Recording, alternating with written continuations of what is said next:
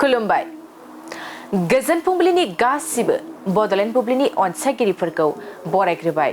दिनै 12 नभेम्बर रबिबारनि फान्जामुथिखौ फरायथिनो लादों आंखिलिखां ब्रह्मआ। फान्जामुथिनि गिबियाव दं मेष राशि। मोजां हाबा मावनो हागोन, मान सन्मान मोनगोन, गुबुनखौ गियान होनो हागोन। वृष राशि। गोसोनि साननायखौ मावफुंनो हागोन, जै जानो हागोन, गुबुननि सिङाव थानाय नङा। मिथुन राशि। दुखु दाहा जोबनाय नङा, गोसोखौ असान्थि मोनबाय थागोन, माखौबा लाना जिंगासिनांनो हागौ। कर्कट राशि।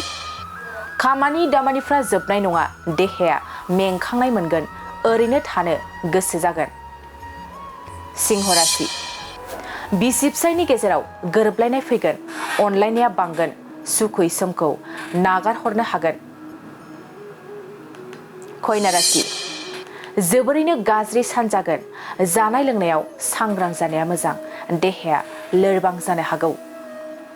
तुला राशि।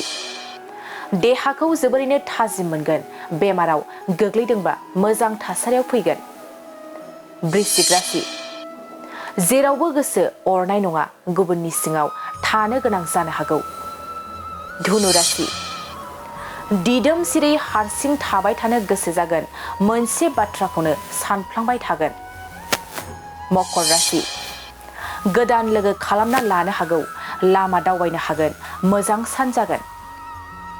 कुम्भ राशि। गाज्रि हुदाखौ गारनो हागोन, मोजां गियान सोलोंना लानो हागोन, सुखुनि सान जागोन। मीन राशि। माबा मोनसे मुवा खोमाना लानांनो हागौ, थाल लानाया मोजां जागोन, गाज्रि सान जागोन। दिनै सानसेनि राशि फरायथिनायाबो एसेनोसै। आसा खालामो नोंथांनि दिनैनि साना मोजाङै मोजां थांगोन, बेखौ बड'लेण्ड बुब्लि नखरनिफ्राय मिजिंथिबाय। दानि नोंथांनि फान्जामुथिखौ बड'लेण्ड बुब्लिनि हेफाजाबजों मिथिना लानि। गोजोन्थों। बाजाज बाइक लाग्राफोरनिसिम मोनसे गोनांथार फोसावथाय। क'क्राझार सहरनि दावहारु अट' एजेन्सिया दासान्दि फेस्टिभ ल'न एन्ड एक्सचेन्ज अफार होगासिनो दं। एसेल' बिबांनि रां होग्रोनानै गाव गावनि लुबैनाय बाजाज बाइकखौ बायनो हागोन।